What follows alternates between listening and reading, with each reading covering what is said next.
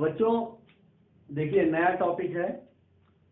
ये टॉपिक हम पहले इसलिए पढ़ा रहे हैं क्योंकि आप मनी के जानने से पहले आपको पहले जानना चाहिए कि मनी से पहले क्या सिस्टम चल रहा था जिसकी वजह से मनी को आना पड़ा, यानी मनी इवॉल्व हुआ।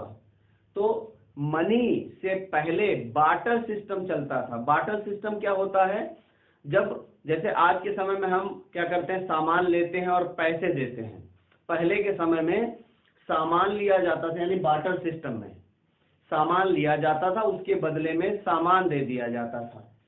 तो इसीलिए आप कह सकते हो barter system of exchange is a system in which goods are exchange for goods, यानी गुड्स को गुड्स से एक्सचेंज किया जा सकता था। उस टाइम में पैसा नहीं था, मनी था ही नहीं, तो हम सामान लेते थे, उसके बदले में सामान देते थे। It is also called C&C exchange. इसको C&C एक्सचेंज भी कहते हैं, जो कि C&C इकोनॉमी में आता है। C&C इकोनॉमी, इसका मतलब है commodity is exchange for commodity, यानी कमोडिटी को कमोडिटी से एक्सचेंज करना, इसी को कहते हैं C&C एक्सचेंज। और ये C&C इकोनॉमी में आता है, यानी पहले के समय में हमारी इकोनॉमी जो थी वो C&C इकोनॉमी थी, जिसमें कमोडिटी को कमोडिटी के बदले में एक्सचेंज किया जाता था। ये बात क्लियर हो गई। अब इसकी बहुत सारी कमियां आने लगी, बहुत सारी कमियां थी। जैसे पहला कमी था डबल कोइंसिडेंस ऑफ वांट। देखिए, हम तब तक कोई सामान नहीं लेते हैं जब तक हमें उसकी जरूरत ना पड़ जाए। पहले के टाइम में ऐसा ही होता था। बार्टर सिस्टम आपका चल रहा था तो उसमें बहुत सारी दिक्कतें आने लगी। यानी चलिए, अगर मुझे किसी कमोडिटी की जरूरत है, मैंने वो ले ली, लेकिन मेरे पास अगर कोई कमोडिटी है तो जरूरी नहीं कि मैं जिससे कमोडिटी ले रहा हूं उसको भी मेरे सामान की जरूरत हो। इसे कहते हैं डबल कोइंसिडेंस। होना चाहिए, उस वक्त डबल कोइंसिडेंस नहीं होता तो एक्सचेंज नहीं हो पाता था।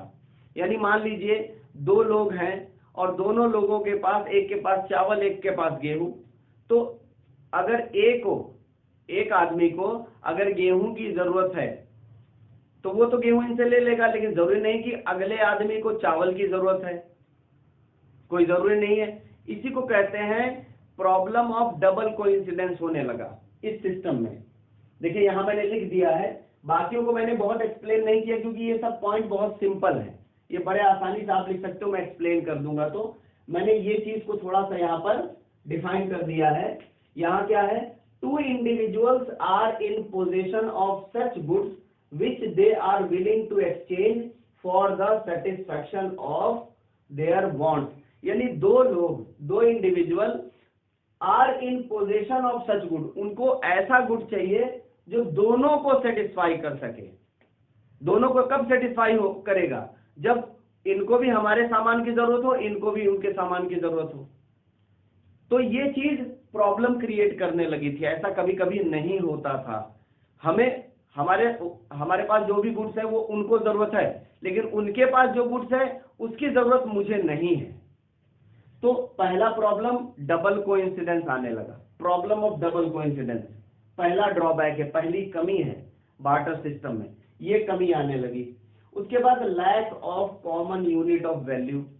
कोई एक वैल्यू फिक्स नहीं था। कभी कभी 1 किलो चावल के बदले 10 किलो गेहूं एक्सचेंज हो जाता था। आज तो हम कह सकते हैं ना कि ये चेयर 400 रुपए का है, ये टेबल 500 रुपए का है, ये पंखा 1200 रुपए का है।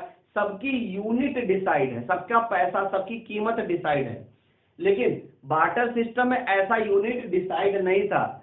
इनको 1 किलो गेहूं की जरूरत है तो उनको 10 किलो, तो कोई एक्सचेंज की वैल्यू नहीं। 10 किलो गेहूं, 1 किलो चावल, कोई मतलब नहीं बनता। यानी पहले के टाइम में कॉमन यूनिट ऑफ वैल्यू नहीं था, यानी there was not a common unit of value of goods and services। किसी की कीमत डिसाइड नहीं थी कि 2 किलो चावल के बदले 3 किलो गेहूं एक्सचेंज होगा, ऐसा कुछ भी डिसाइड नहीं था। डिफिकल्टी इन फ्यूचर पेमेंट, आप फ्यूचर में पेमेंट नहीं कर सकते थे। आप खुद सोचिए, अगर आपके पास मनी है, आज मनी है, आप 10 साल बाद पेमेंट कर सकते हो, लेकिन अगर वही गुड्स एंड सर्विसेज, कोई चावल है, कोई गेहूं है, उसे आपको देना है 10 साल बाद, तो वो डिफिकल्टी होगी देने में, क्योंकि वो 10 साल तक रखे रखे सड़ सकता है, खराब हो सकता है। Difficulty in future payment, future payment में डिफिकल्टी होती थी, किसमें? गुड्स एंड सर्विसेज के फ्यूचर पेमेंट में डिफिकल्टी होती थी यार। यानी कि if you are dealing with the goods and services you will find difficulty in future payment. 10 साल बाद अगर आप गुड्स एंड सर्विसेज से पेमेंट करोगे तो वहां पर आपको प्रॉब्लम क्रिएट हो सकती है। उसके बाद difficulty of storage of value, आप लंबे समय तक स्टोर करके नहीं रख सकते, खराब हो सकता है। पैसे को आप 10 साल 20 साल 50 साल 100 साल भी स्टोर करके रख सकते हो, खराब नहीं होता है। लेकिन आप जब ये इकोनॉमी चल रही थी, बार्टर सिस्टम चल रहा था, तो स्टोर करने की प्रॉब्लम थी। तो ये सिंपल था, इसलिए मैंने इसको एक्सप्लेन नहीं किया, ये आप आसानी से एक्सप्लेन करके अपने से समझ सकते हो। डबल कोइंसिडेंस ऑफ वांट समझ में आ गया है कि इसमें क्या होता था कि दो लोग मतलब गुड्स एंड सर्विसेज दोनों को जरूरत होनी चाहिए, डबल कोइंसिडेंस होना चाहिए, उनको भी जरूरत है, इनको भी जरूरत है।